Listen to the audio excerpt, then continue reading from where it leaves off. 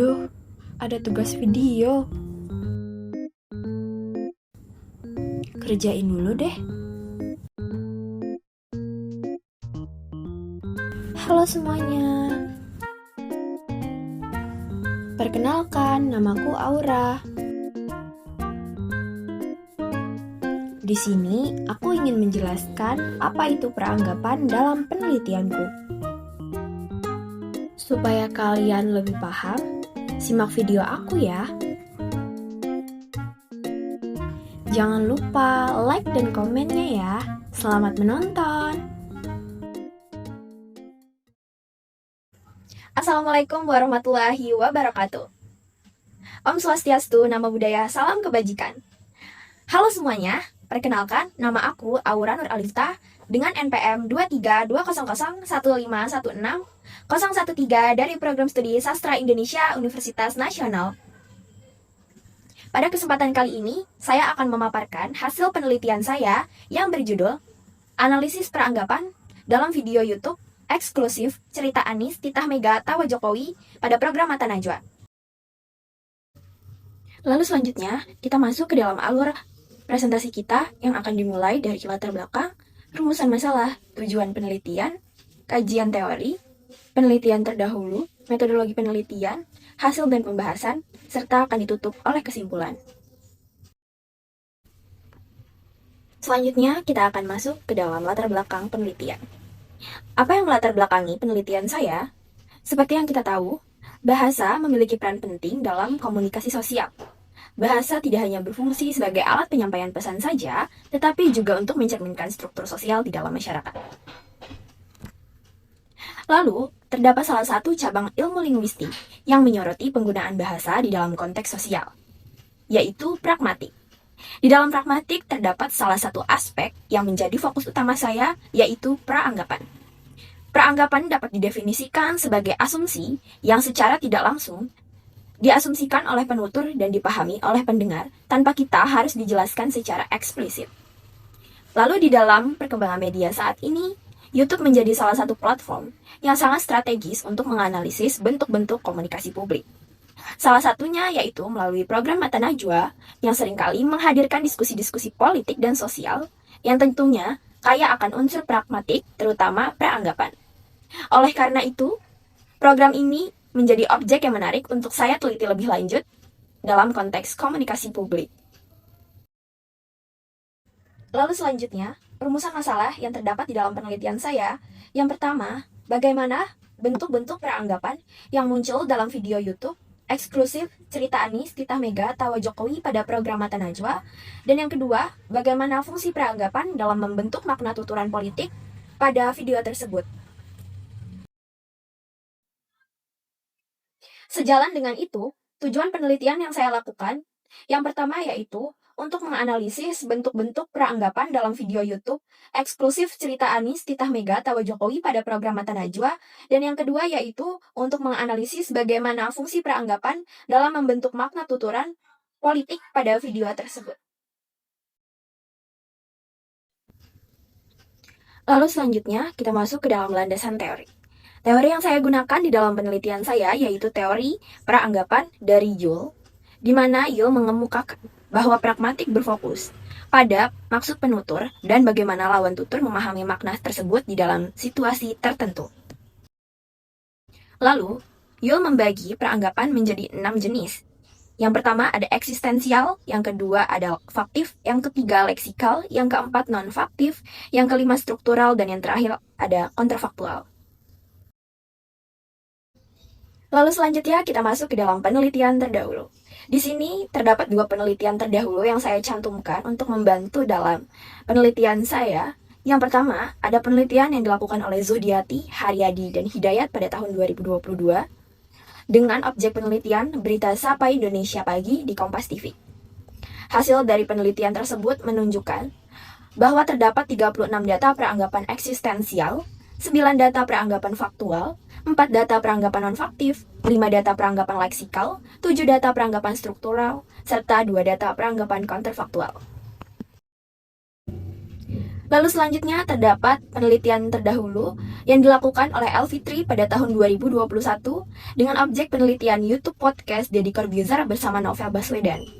Hasil dari penelitian tersebut menunjukkan bahwa terdapat 16 data peranggapan eksistensial, 9 data leksikal, 25 data peranggapan struktural, 6 data peranggapan faktif, 9 data peranggapan non-faktif, serta 1 data peranggapan kontrafaktual. Lalu selanjutnya kita masuk ke dalam metode penelitian. Metode penelitian yang saya gunakan yaitu metode deskriptif kualitatif, di mana metode ini bertujuan untuk menghasilkan data deskriptif, baik dalam bentuk kata-kata tertulis maupun lisan, serta perilaku yang dapat diamati dari individu. Saya menggunakan metode deskriptif kualitatif dengan pendekatan analisis pragmatik menggunakan teori George Hill. Selanjutnya, sumber data yang saya dapatkan di dalam penelitian ini diperoleh melalui percakapan di dalam video yang berjudul Eksklusif Cerita Anies, Titah Mega dan Tawa Jokowi yang ditayangkan di kanal YouTube Mata Najwa pada tanggal 28 Agustus 2024 dengan narasumber Pramono Anung dan Rano Karno. Selanjutnya, teknik pengambilan data yang saya gunakan ini, saya mengumpulkan data menggunakan teknik dokumentasi, simak, dan catat dengan langkah-langkah yang terdiri dari menyimak video untuk mendapatkan data, mentranskrip tuturan, mencatat dan menyeleksi data yang relevan, mengklasifikasikan jenis peranggapan, serta menganalisis data yang sudah diseleksi. Lalu selanjutnya kita akan masuk ke dalam hasil dan pembahasan. Di dalam penelitian yang sudah saya lakukan, yang pertama, saya menemukan terdapat peranggapan eksistensial dengan jumlah data sebanyak 20 data. Lalu, apa yang dimaksud dengan peranggapan eksistensial? Peranggapan eksistensial merupakan sebuah bentuk asumsi dalam presuposisi yang menyeratkan adanya suatu entitas di dalam suatu tuturan. Keberadaan ini dapat ditunjukkan dengan penggunaan frasa nomina, keterangan waktu, serta keterangan tempat yang mengindikasikan bahwa penutur mengasumsikan entitas tersebut nyata dan relevan di dalam konteks pembicaraan. Salah satu sampel data yang saya sajikan yang pertama yaitu Pramono Anung menjelaskan bahwa saat ia ingin menghubungi presiden sedang berada di Lampung. Tuturan yang ia keluarkan yaitu presiden lagi di Lampung pada menit kedua detik ke-54. Lalu, peranggapan yang dapat kita ambil dari tuturan tersebut yaitu yang pertama, Pramono Anung mengetahui di mana presiden berada, dan yang kedua, Pramono Anung memiliki akses langsung untuk berkomunikasi dengan presiden. Hal tersebut tergolong ke dalam peranggapan eksistensial dikarenakan menandakan keberadaan seseorang yaitu presiden dan menandakan keberadaan tempat yaitu Lampung. Lalu selanjutnya, yang kedua ada peranggapan faktif. Peranggapan faktif adalah peranggapan yang berasal dari klausa atau verba tertentu yang ditandai oleh kata seperti kata tahu, menyesal, menyadari, atau berhenti, yang secara implisit menyatakan bahwa informasi tersebut adalah sebuah kenyataan. Di sini saya sajikan salah satunya. Pramono Anung menyampaikan bahwa dirinya menjauh dari aktivitas publik sejak lama. Lalu tuturan yang dikeluarkan oleh Pramono Anung yaitu, bahkan Mbak tahu, saya hampir 7 tahun tidak pernah mau tampil di ruang publik. Tuturan tersebut dikeluarkan pada menit ke-1 detik ke-14. Lalu peranggapan yang muncul dari tuturan tersebut yaitu, yang pertama, Najwa Shihab sudah mengetahui bahwa Pramono Anung tidak pernah tampil di ruang publik selama hampir 7 tahun, dan yang kedua, Pramono Anung memang menghindari tampil di ruang publik. Tuturan tersebut tergolong ke dalam peranggapan faktif karena terdapat penggunaan kata tahu yang menurut teori Yule termasuk ke dalam kategori verba aktif dan mengasumsikan bahwa informasi yang mengikutinya sudah diketahui oleh lawan tutur. Lalu selanjutnya terdapat peranggapan leksikal, di mana peranggapan ini merupakan bentuk penggunaan bahasa yang secara konvensional mengandung makna tersirat, yang ditandai oleh kata-kata tertentu seperti kata tambah, kadang-kadang, dan sebagian. Di sini saya menampilkan bahwa Pramono Anung menjelaskan bahwa ia memiliki hubungan baik dengan presiden dan sering muncul candaan di dalam kegiatan daerah. Pramono Anung mengeluarkan tuturan, yaitu, bahkan kalau di acara-acara ke daerah untuk mencairkan suasana, kadang-kadang ada jok-jok yang nggak bisa disampaikan di mata Najwa gitu. Tuturan tersebut dikeluarkan pada menit ke-8 detik ke-21. Di mana peranggapan yang muncul yaitu, dalam kegiatan daerah, terdapat lelucon yang terjadi, Lalu yang kedua, Pramono Anung pernah menghadiri kegiatan daerah. Dan yang ketiga, jenis lelucon dianggap tidak pantas untuk ditampilkan di program Mata Najwa. Tuturan tersebut masuk ke dalam kategori praanggapan leksikal dikarenakan terdapat penggunaan kata kadang-kadang yang termasuk ke dalam kata keterangan. Lalu selanjutnya terdapat peranggapan non-faktif, di mana peranggapan ini menyiratkan sesuatu yang tidak benar atau tidak terjadi di dalam kenyataan. Peranggapan ini biasanya mengacu kepada hal-hal yang belum terjadi atau berupa angan-angan. Hal ini ditandai oleh kata-kata seperti bermimpi, membayangkan, berharap, dan berpura-pura.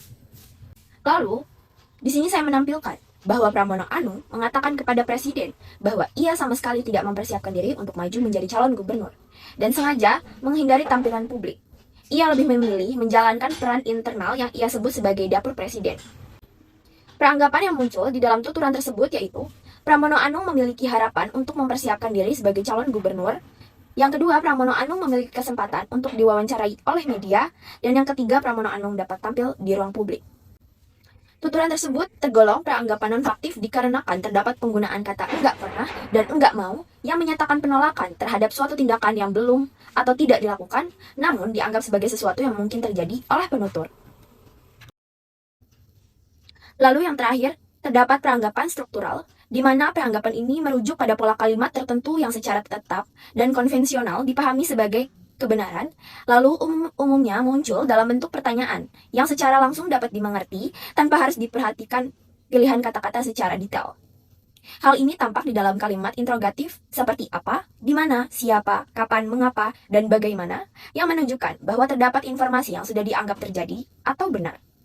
Di sini saya menampilkan bahwa Najwa Shihab ingin mengetahui secara spesifik waktu Pramono Anung diberitahu akan naik menjadi calon gubernur. Najwa Shihab di sini bertanya, "Mas Pram, kapan sih persisnya diberitahu?" Lalu Pramono Anung menjawab, "Jadi, saya diberitahu itu jam 1 hari Senin." Peranggapan yang muncul di dalam tuturan tersebut yaitu Pramono Anung telah diberitahu tentang pencalonannya sebagai gubernur dan Najwa ingin mengetahui waktu pemberitahuan tersebut secara tepat. Tuturan tersebut termasuk dalam peranggapan struktural dikarenakan terdapat penggunaan kata tanya kapan yang menurut Yole termasuk dalam jenis pertanyaan dan mengasumsikan bahwa suatu peristiwa telah terjadi. Lalu selanjutnya kita masuk ke dalam kesimpulan. Apa yang bisa saya simpulkan dari hasil penelitian saya? Jadi, di dalam hasil penelitian saya menunjukkan bahwa terdapat 57 data peranggapan berdasarkan teori George Yule dengan peranggapan eksistensial menjadi jenis yang paling dominan sebanyak 20 data. Peranggapan ini menegaskan keberadaan individu, waktu, dan tempat yang telah dimengerti oleh lawan bicara.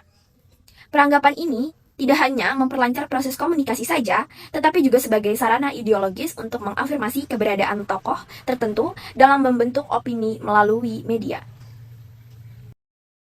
Sekian presentasi yang dapat saya sampaikan. Semoga video ini dapat bermanfaat bagi orang-orang di sekitar untuk memahami bahwa peranggapan sangat penting di dalam konteks komunikasi sosial. Untuk itu, kurang lebihnya mohon maaf. Wabillahi taufiq wal hidayah. Wassalamualaikum warahmatullahi wabarakatuh. Wah, akhirnya selesai juga tugasku. Semoga bermanfaat ya teman-teman. Sampai jumpa di tugasku selanjutnya ya. Bye-bye.